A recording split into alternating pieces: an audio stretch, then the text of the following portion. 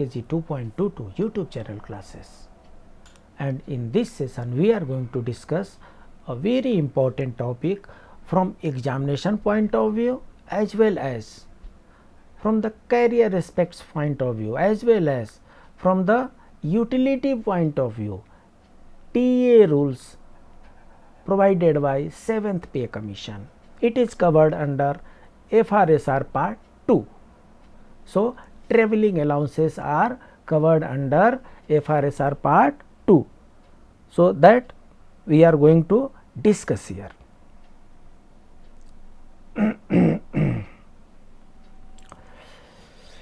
So, this TA rule issued by Government of India, Ministry of Finance, Department of Expenditure, right. So, this is office memorandum. So, along with learning these TA rules, purposefully I have put here the screenshot of TA rules issued by Government of India, so that we can have idea about the framework of office memorandum. How framework of office memorandum is there. So, office writing में है ना, correspondence writing, letter writing, paper 3 में. So, in paper 3 there is one office memorandum format also. So, this is the correct format what we have to follow while writing the office memorandum. On the top reference number, below that Government of India, ministry name, department name. So, जो from bigger to smaller, bigger is Government of India, in Government of India Ministry of Finance, in Ministry of Finance Department of Expenditure. Right side में यहाँ पर name of place लिखना है new Delhi, और comma दे करके date लिखना है. Date के अलग अलग तरीके हो सकते हैं. सब्जेक्ट जो होगा वो ऑफिस मेमोरेंडम होगा, राइट. और उसके ऑफिस मेमोरेंडम हेडिंग दे करके और तब यहाँ पर सब्जेक्ट मेंशन करते हैं, right. So this is all about travelling allowances rules, implementation of the 7th central पे commission, 7th CPC. So, consequent upon the decision taken by the government on the recommendation of the 7th Central Pay Commission relating to travelling allowance entitlements to civilian employees of central government, President is pleased to decide the revision of rates of travelling allowance as set out in the annexure to this office memorandum. ठीक है. सो इसमें कहने का मतलब ये हुआ कि इस ऑफिस मेमोरेंडम के साथ एनेक्चर लगा हुआ है. उस एनेक्चर में सारे डिटेल लिखे हुए हैं. पे level for determining TADA entitlement is indicated in CCS revise पे रूल्स 2016. सो जो 7th पे CPC था वो 7th CPC 1 जनवरी 2016 से इम्प्लीमेंट हुआ था. हाउएवर अलाउंसेस का रूल बाद में आया. ठीक है जी. यहाँ पर इम्पॉर्टेंट चीज़ क्या है, pay in the level. The term pay in the level for the purpose of these orders, pay in level for the purpose of these orders refer to the basic pay drawn in appropriate pay level in the pay matrix as defined in Rule 3.8 of CCS revised pay rules 2016 and does not include non-practicing allowances, military service pay or any other type of pay like special pay. So, as far as TA rules are concerned, wherever in TA rules pay level is mentioned, pay in the level means basic pay drawn. Basic pay drawn. It does not include special pay, does not include NPA, does not include MSP. However, if the travelling allowance entitlement in terms of the revised entitlement now prescribed result in a lowering of the existing entitlement, कहने का मतलब ये हुआ कि अगर existing entitlement से कम अगर आपका आता है किसी कारण से, तो उसको कम नहीं माना जाएगा, पहले वाला ही माना जाएगा. ये जो डेट आप देखेंगे 13 जुलाई 2017 है. Date of issue of office memorandum जो है 13 जुलाई 2017 है। बट जो CCS पे रूल जो रिवाइज 7th पे कमीशन का पे रूल जो रिवाइज हुआ था वो 1 जनवरी 2016 से हुआ था। सो इसमें और क्या हमें जानना है, ये जो the claim submitted in respect of journey made on और after 1 July 17।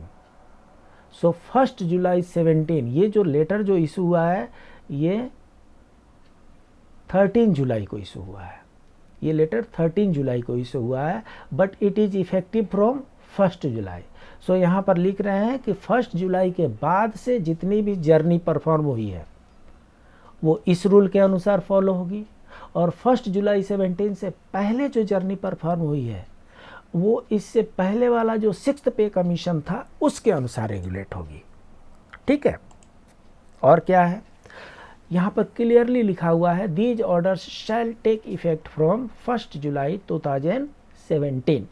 MCQ question, these orders shall come into force, TA rules shall come into force from 1 July 2017. Again MCQ question, separate orders will be issued by Ministry of Defence and Ministry of Railways in respect of armed forces personnel and railway employees respectively.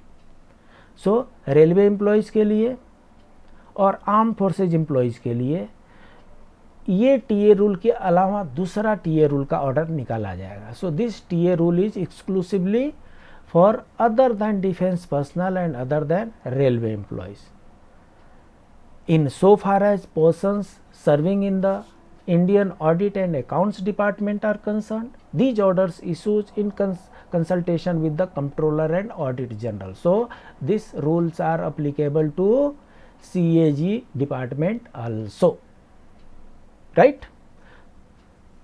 So it has been signed by Deputy Secretary. So this is the office memorandum. Now we will go to the annexure.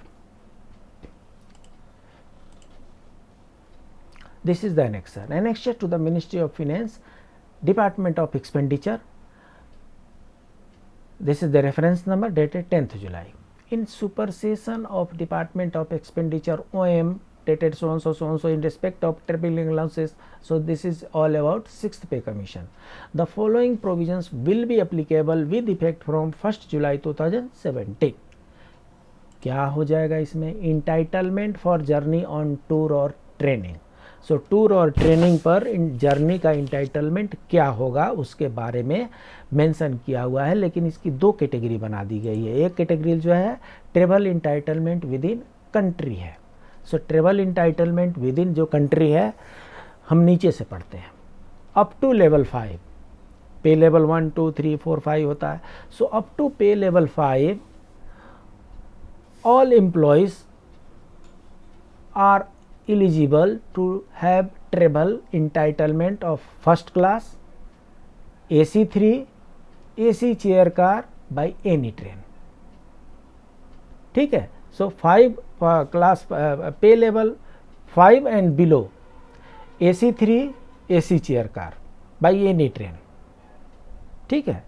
6 to 11 पे level 6 to 11 economy class by air और AC2 by train.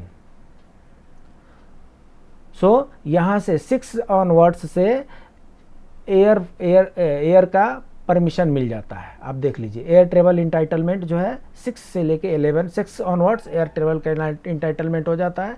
6 to 11 air travel in economy class plus AC2। 12 to 13 economy class again AC1। 14 level and above business class by air और AC1। सो ये आपको क्या करना है, ध्यान ये रखना है कि लेवल 5 का अलग ग्रुप है और 6 से 11 का अलग ग्रुप है।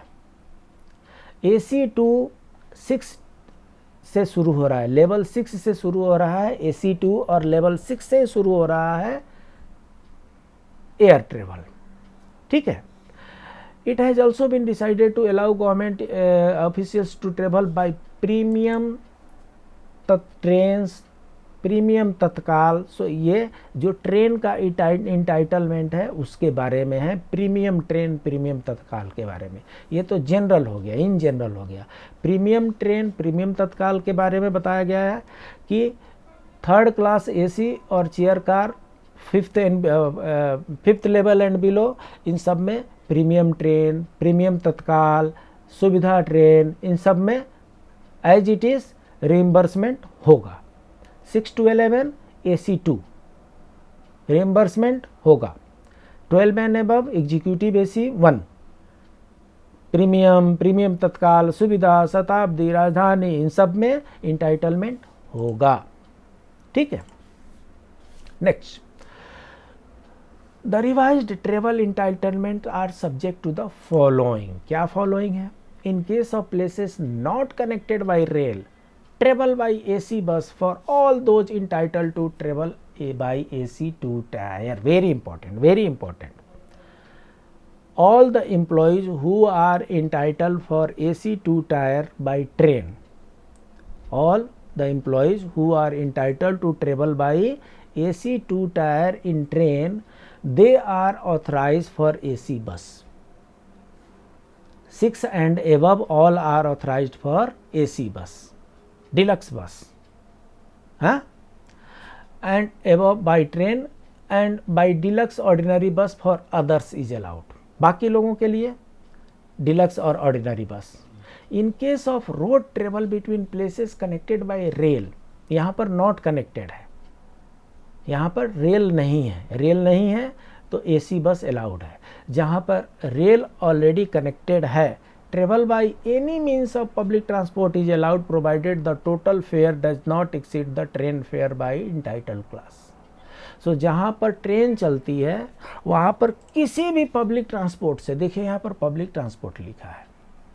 कई बार लोग पूछते हैं सर मुझे अपनी कार से मुझे LTC करना है, अपनी कार से मुझे ट्रांसफ़र जाना है। आपकी कार पब्लिक ट्रांसपोर्ट में नहीं आती, वो प्राइवेट ट्रांसपोर्ट में आती है।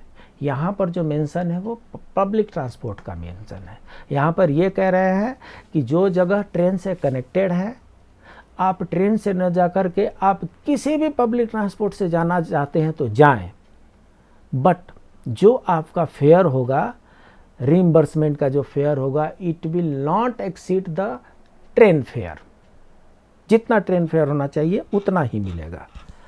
All mileage points earned by government employees on tickets purchased for official travel shall be utilized by the concerned department for other official travel by their officers. So department में जो लोग journey करते हैं और journey करने के चलते अगर कुछ माइलेज पॉइंट मिलता है तो उसको माइलेज पॉइंट को भी ऑफिशियल पर्पस के लिए यूज किया जाएगा। उसको किसी भी माइलेज पॉइंट जो मिलता है वो प्राइवेट पर्पस के लिए यूज करेंगे, डिपार्टमेंटल इंक्वायरी हो जाएगी, डिपार्टमेंटल एक्शन शुरू हो जाएगा। इसलिए जो कुछ भी माइलेज पॉइंट अगर कोई अर्न होता है तो it will go to the department, और वो डिपार्टमेंट के ऑफिसर जो भी उनकी पब्लिक ड्यूटी होगी, पब्लिक ड्यूटी में ही उसको यूज कर सकते हैं। ठीक है। Next, in case of non-availability of seats in entitled class, बोलेंगे कि AC2 में सीट नहीं मिल रहा है तो गवर्नमेंट सर्वेंट में travel in the class below their entitled class. AC2 में नहीं मिल रहा है तो AC1 में नहीं जा सकते, AC3 में जा सकते हैं। So below the entitled class they can travel, there is no problem at all. International travel की बात करें तो इंटरनेशनल ट्रेवल जो शुरू होता है वो 13 लेवल से ऊपर शुरू होता है। 13 level and below, sorry, international travel entitlement 13 and below. 13 and below का मतलब पे लेवल 1 से लेकर के पे लेवल 13 तक। इंटरनेशनल ट्रेवल जब भी होगा तो एयर से ही होगा मोस्टली, बस ट्रेन वहाँ शायद ना जाती हो, तो इसलिए पे लेवल 1 से लेकर के पे लेवल 13 तक का इंटरनेशनल ट्रेवल इंटाइटलमेंट जो है इकोनॉमी क्लास का है। 14-16 बिजनेस क्लास का है। 17 एंड अबव फर्स्ट क्लास का है। ठीक है। इंटाइटलमेंट फॉर जर्नी बाई सी और बाई रिवर स्टीमर। सो सी और रिवर स्टीमर का है, इसमें दो ग्रुपिंग है। एक तो है places other than Andaman Nicobar group island and Lakshadweep group of island. So Andaman Nicobar के लिए और लक्षद्वीप के लिए अलग रूल है, वो यहाँ नीचे लिखा हुआ है। बाकी जो जर्नी है सी और रिवर से, उनका रूल ये है कि यहाँ पर 3 and below lowest class, 4 and 5 middle और second class, 6 to 8 lower class, 9 and above highest class. जब बात आती है अंडमान निकोबार की, लक्षद्वीप की, तो यहाँ पर ये इंटाइटलमेंट चेंज हो जाता है। 3 and below bunk class, 4 and 5 second class, 6 and 8 first class, 9 and above deluxe class. So ये क्लास ऑफ ट्रेवल्स है, इंटाइटलमेंट है सी और बाई रिवर स्टीमर का। Next, mileage allowances for journey by road at places where specific rates have been prescribed. जहाँ पर specific rate prescribed हैं, दो तरह के इस पे mileage allowances for journey by road में दिया गया है। एक जहाँ पर स्पेसिफिक रेट मेंशन नहीं है, और दूसरा वो जहाँ पर स्पेसिफिक रेट मेंशन है। तो जहाँ पर स्पेसिफिक रेट मेंशन है वहाँ पर 3 and below actual fare by ordinary public bus, और at prescribed rate for auto rickshaw for journey by auto rickshaw, own scooter, motorcycle, moped etc। So ये option है 4 एंड 5 एक्चुअल फेयर और by own vehicle at prescribed rate for auto rickshaw for journey by auto rickshaw. So auto rickshaw self vehicle eligibility is from level 1 itself। 6 to 13 same as above. सो हमें same as above with exception that journey by AC taxi will not be permissible. So same as above के लिए हमें 14 देखना पड़ेगा। Actual fare by any type of public bus including AC bus at prescribed rate of AC taxi 6 and 3 के लिए, 6 to 13 के लिए नहीं है। At prescribed rates for auto rickshaw for journey by auto rickshaw, own car, scooter, motorcycle, moped etc। So 6 to 13 के लिए accept AC taxi सब कुछ सेम है। They all are authorise, they all are entitled. और जहाँ पर rate specific नहीं है और चाहें जहाँ पर अपनी व्हीकल यूज कर रहे हैं, so for journey performed in own car, own taxi that is 24 kilometre, 24 rupees पर किलोमीटर। ऑटो रिक्शा और स्कूटर और बाइक 12 रुपीज़ पर kilometre. At places where no specific rates have been prescribed, the rate per kilometer will further rise by 25% whenever DA increases by 50%। जो जितने भी allowances mention किए गए हैं 7th CPC में, उसमें ये हर जगह मेंशन किया गया है कि जब भी DA 50% बढ़ेगा तो अलाउंसेज ऑटोमेटिकली 25% बढ़ जाएंगे। उसी को यहाँ पर रिपीट किया गया है। ठीक है जी। Next, daily allowances on tour. So daily allowances on tour के बारे में क्या है, 5th से शुरू करें? नहीं, ऊपर से शुरू करते हैं। हमें यहाँ देखना है डेली जो इंटाइटलमेंट है वो कितने प्रकार का है। 14 एंड एबव में प्रकार हमें ये देखना है कि अगर कहीं भी आप टूर पर जा रहे हैं तो कहीं होटल में रहेंगे या गेस्ट हाउस में रहेंगे, उसके लिए कुछ पे करने पड़ेंगे, रिम्बर्सेबल है। वहाँ पर लोकल टूर करना पड़ेगा, आपको एक जगह से दूसरी जगह जाना पड़ेगा, रिम्बर्समेंट होगा। वहाँ पर खाने पीने की व्यवस्था करनी पड़ेगी, वो आपका रिम्बर्समेंट होगा। सो यहाँ पर 3 तरह का रिम्बर्समेंट है। होटल का रिम्बर्समेंट, वहाँ पर टैक्सी का रिम्बर्समेंट एंड फूड का रिम्बर्समेंट। ये डेली अलाउंसेज में आता है। तो जब 14 एंड एबव का है, इनका होटल अलाउंसेस है, होटल एकोमोडेशन का 7500 पर डे है, एसी टैक्सी चार्जेस हैं, और फूड बिल्स जो है नॉट एक्सीडिंग 1200 है। 12-13 के लिए hotel 4500, AC taxi 50 kilometre per day, food not exceeding 1000। 9-11 के लिए hotel 2250 rupees per day, non AC taxi 338 rupees per day. So यहाँ तक 12 ऑनवर्ड्स एसी टैक्सी है, 9 से बिलो नॉन एसी टैक्सी हो गई।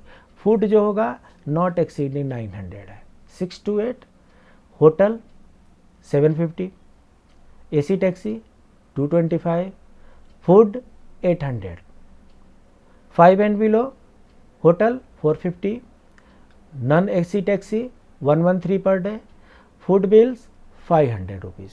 सो ये हमारी सीलिंग दी हुई है इसमें डेली अलाउंसेज ऑन टूर पर। ठीक है जी। रीइंबर्समेंट ऑफ होटल चार्ज, इसके कुछ अलग से रूल दिया है। क्या दिया है? रूल क्या कहें, इसको रिलैक्सेशन कह लें। For level 8 and below, for level 8 and below, 8 मतलब पहले का जो ग्रेड पे होता था 4800, उसके बारे में। सो जो भी पहले ग्रेड पे में थे 4800 वाले, वो लेवल 8 में अभी चले गए हैं।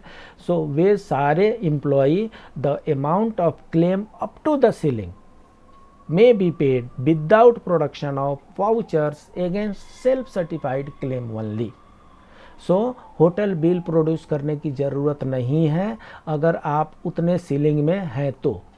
बस आप सेल्फ सर्टिफाइड क्लेम दे दीजिए कि हम इस होटल में रहे हैं, इस होटल का ये नाम है और हमने इतने दिन हम रहे हैं, इतना हमने पे किया है। आप हाथ से लिख करके दे दीजिए, वो आपका मान्य हो जाएगा।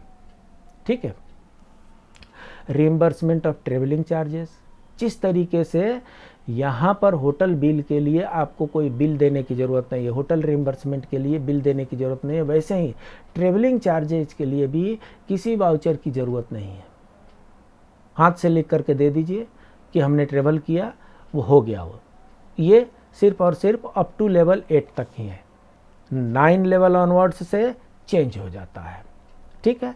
रिइंबर्समेंट ऑफ फूड चार्जेस, ये इंपॉर्टेंट है। There will be no separate reimbursement of food bills, instead the lump sum amount payable will be as per the table E1 above and depending on the length of absence from headquarters. सो इसमें क्या करते हैं, इसको TA में डाल देते हैं और बोलते हैं हेडक्वार्टर से जितने घंटे के लिए आप दूर हैं उसके अनुसार, उसके प्रोपोर्शन में आपको ये पैसे दिए जाएंगे टेबल E1 के अनुसार। हम एक बार फिर से टेबल E1 देख लेते हैं। ये टेबल E1 है। इस टेबल E1 में आप देख लीजिए, ये 9 to 11 है। इस 9 to 11 में 900 रुपीज़ पर डे है, तो ये 900 रुपीज़ पर डे है, ये आपका फुल हो गया। इसका प्रोपोर्शन यहाँ पर देखिए, अगर मोर देन 12 आवर्स हैं तो 100% मिलेगा, अगर 6 to 12 आवर्स हैं तो 70% मिलेगा, अगर लेस देन 6 आवर है 30% मिलेगा। ये आपका अमाउंट फिक्स है। ठीक है जी। So it is depending upon the length of absence, कितने देर के लिए आप वहाँ से बाहर रहे हैं, हेडक्वार्टर से बाहर रहे हैं, उतना आपको वहाँ पर उतने प्रोपोर्शन में मिलेगा। ध्यान क्या रखना है, absence from headquarter will be reckon from midnight to midnight, मतलब रात के 12 बजे से रात के 12 बजे तक जो अंग्रेजी टाइमिंग होता है उसके अनुसार ये टाइमिंग कैलकुलेट किए जाते हैं।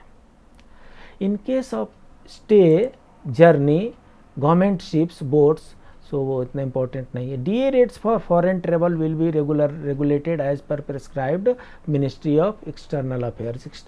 अगर फॉरेन जर्नी करते हैं, फॉरेन में रहते हैं, तो उसका जो डीए रेट्स हैं वो मिनिस्ट्री ऑफ एक्सटर्नल अफेयर्स के अनुसार रेगुलेट होंगे। ये डीए और कहाँ लिखा है, हम थोड़ा देख लें।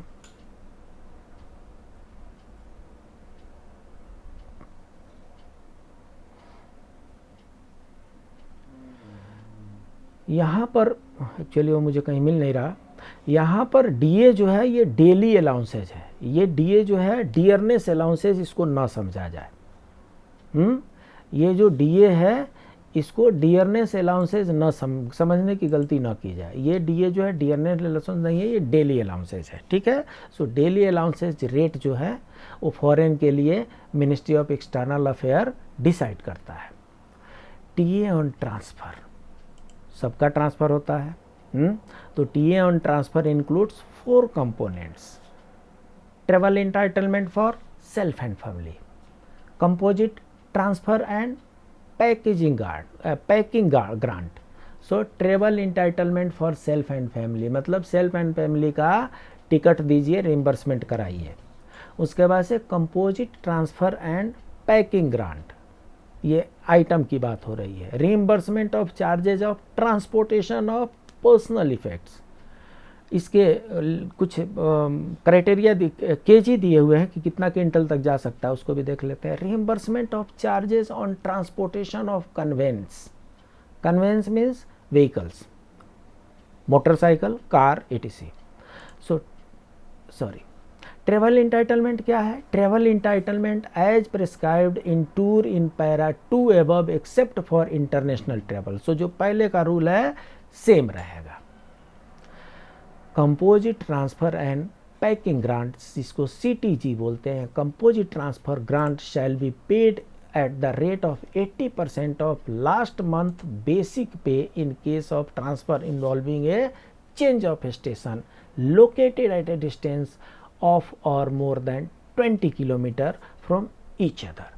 सो अगर 20 किलोमीटर से ज़्यादा की दूरी पे ट्रांसफ़र होते हैं तो 80% ऑफ बेसिक पे जो होगा वो composite transfer and packing grant के रूप में मिलते हैं। However for transfer to and from the island territories of Andaman Nicobar Lakshadweep, Andaman Nicobar Lakshadweep के केस में ये 100% हो जाता है, बाकी केसेस में 80% है। In case of transfer to station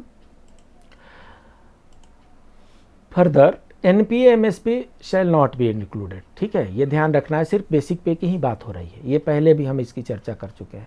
in case of transfer to stations which are at a distance of less than 20 kilometre from the old station and of transfer within the same city. So 20 kilometre से अगर नीचे का transfer हो रहा है, same city में हो रहा है, सो 1/3 of the composite grant transfer composite transfer grant will be admissible provided a change of residence is actually involving. So अगर change of residence होता है तो उनको ये प्रोवाइड किया जाएगा। यहाँ पर क्या है, ये 20 किलोमीटर से ज़्यादा है, इसमें सिर्फ चेंज ऑफ स्टेशन की बात हो रहा है, इसमें चेंज ऑफ रेसिडेंस की बात नहीं हो रही है।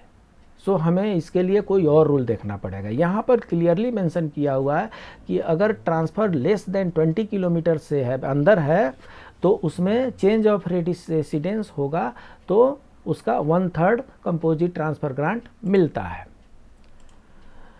In cases where the transfer of husband and wife takes place within 6 month, बहुत लकी लोग हैं, हस्बैंड वाइफ दोनों जॉब में हैं, और अगर दोनों 6 मंथ के भीतर उनका ट्रांसफ़र होता है, लेकिन 60 दिन के डिफरेंस पर होता है, बट आफ्टर 60 डेज, 2 महीने के डिफरेंस पे होता है, 50% of the transfer grant, sorry 50% of the transfer grant on transfer shall be allowed to the spouse transferred letter.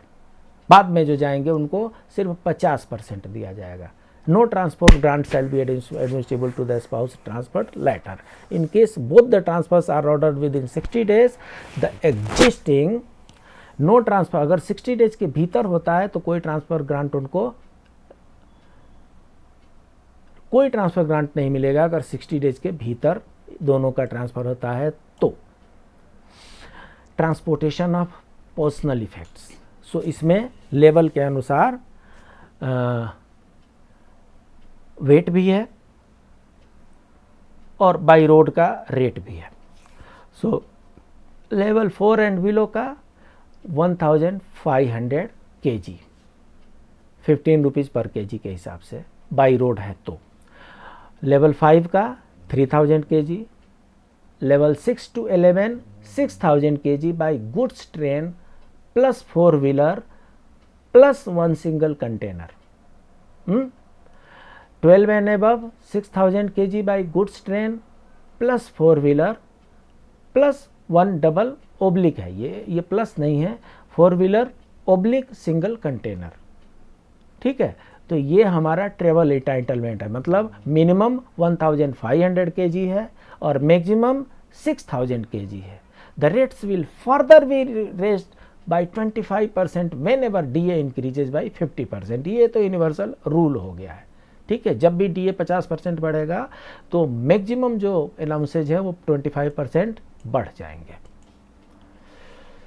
Transportation of personal effects by road as per kilometer basis, only the classification of city town it is ruled out. So transportation of conveyance, so 5 and below motorcycle, 6 and above motor car और motorcycle दोनों नहीं, या तो car जाएगी और नहीं तो bike जाएगी, एक ही का आपको पैसे रिम्बर्समेंट होगा। The general condition of admissibility of T on transfer as prescribed in SR 116 will however continue to be applicable. So ये SR 116 है, ये कुछ फैमिली से रिलेटेड चीज़ों के बारे में बता रहा है, ये बहुत ज़्यादा इसका रिलेवेंस नहीं है, हमने इसको चेक किया है। TA entitlement of retiring employee, retiring employee का भी टीए इंटाइटलमेंट होता है। TA on retirement includes 4 components, यहाँ पर भी 4 कंपोनेंट्स है।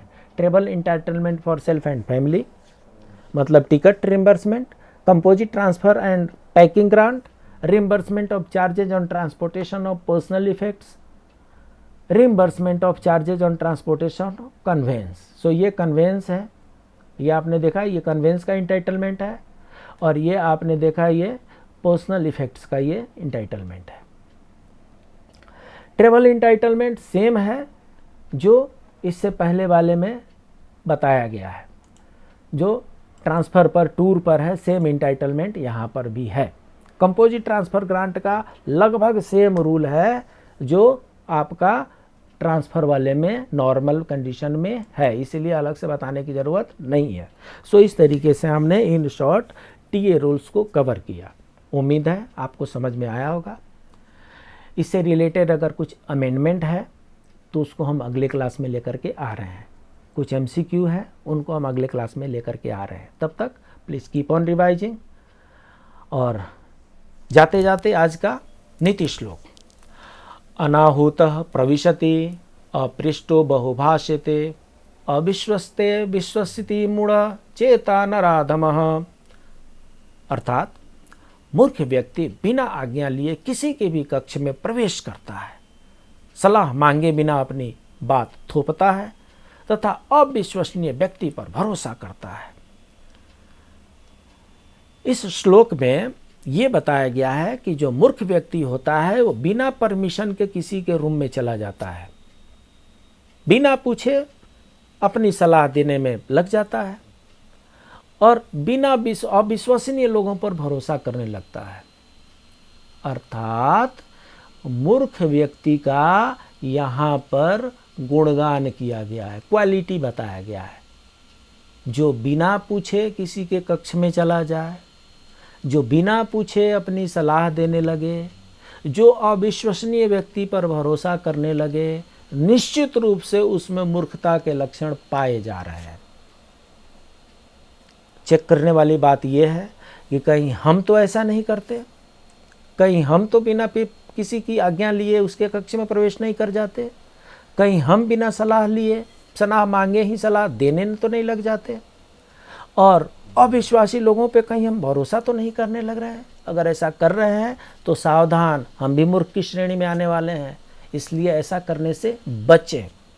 अगर आप मूर्ख कहलाना नहीं चाहते हैं तो without permission you should not take entry into any offices. Without asking your advices you should not pressurise your advices and you should not have confidence with the non reliable persons. अगर आप में ये कमियां हैं तो उसको दूर करें। आपका ये चैनल SGKG स्टडीज़, इसको आप लाइक किए, सब्सक्राइब किए, शेयर भी करें अपने दोस्तों के बीच में। आपका ये जो दूसरा चैनल है, आपका ये जो दूसरा चैनल है, इसको भी आप लाइक करें, सब्सक्राइब करें और शेयर करें। मिलते हैं अगले क्लास में, तब तक के लिए